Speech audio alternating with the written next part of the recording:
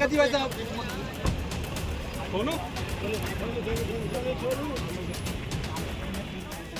आ गए श्रीमती अर्चना गुप्ता जी हैं, राणा प्रताप सिंह जी हमारे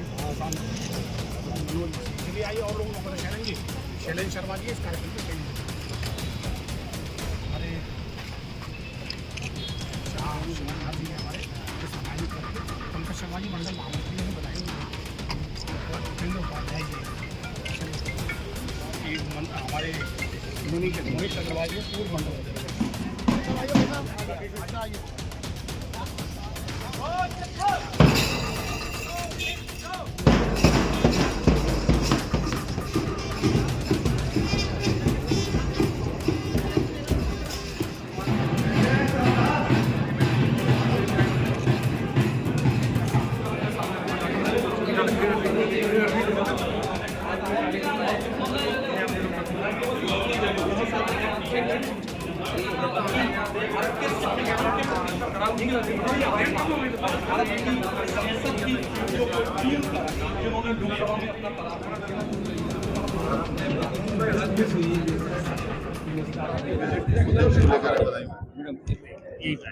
भारतीय जनता पार्टी की पूरे देश भर में सदस्यता अभियान अभी चल रहा है।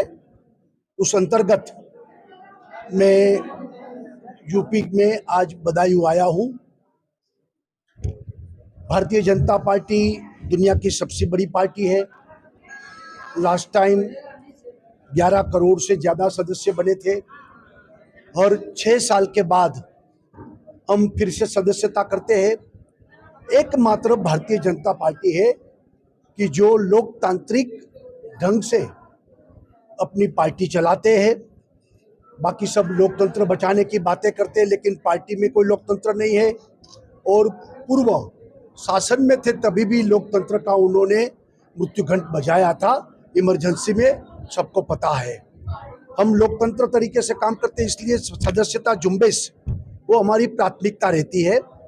और नीचे बूथ तक सदस्य बनाते हैं, फिर सदस्य बनाने के बाद उसमें कमेटी बनती है, उनकी चुनाव होती है, फिर मंडल की चुनाव होती है, फिर जिला की चुनाव होती है, फिर प्रदेश की और फिर राष्ट्रीय चुनाव होती है।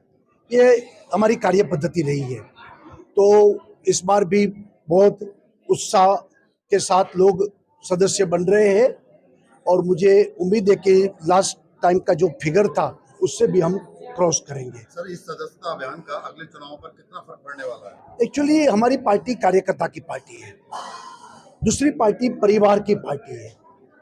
कार्यकर्ता की पार्टी में कार्यकर्ता केंद्र स्थाने रहता है और कार्यकर्ता के बलबूते पर हम आगे बढ़ते हैं। हम वोट बैंक की राजनीति नहीं करते हैं।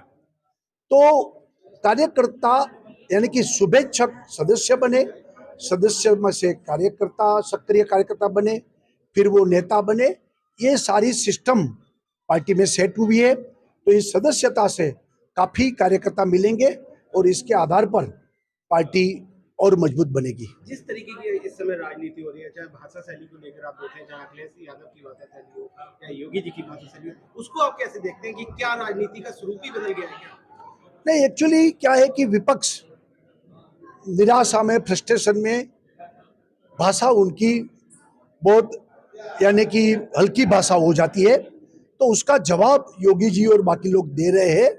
बाकी संयम पूर्वक इतने सालों में जो मोदी जी के खिलाफ भाषाएं जो उपयोग किया है, शब्द का उपयोग किया है, ऐसा तो हमने कभी नहीं किया है। तिरुपति मंदिर में जिस तरीके से लड्डू वाला मामला जो हुआ, राम मंदिर की जब स्थापना हुई थी तब भी वो लड्डू आए थे यहाँ पे, उसको आप कैसे देखते हैं? देखिए, नड्डा जी ने घोषणा की है कि उनकी जांच होगी और हिंदुओं की आस्था को बड़ी ठेस पहुंची है।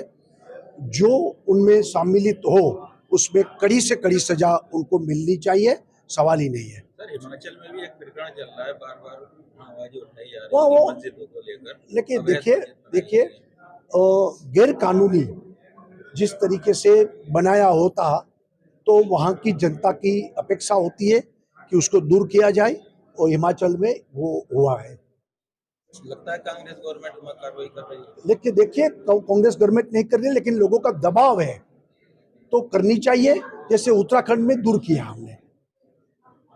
अभी जिस तरीके की घटनाएं लगातार रेलवे विभाग की आ रही हैं कि कभी पटरियां उखाड़ दिया, कभी OHE लाइन को डिस्टर्ब कर दिया, उसको आप कैसे देखते हैं? देखिए, ये मैं मानता हूं कि देश को नुकसान करने वाले तत्व लोग अभी फ्रस्ट्रेशन में ये सब कर रहे हैं, उसके सामने भी कड़ी से कड़ी कार्यवाही होनी चाहिए।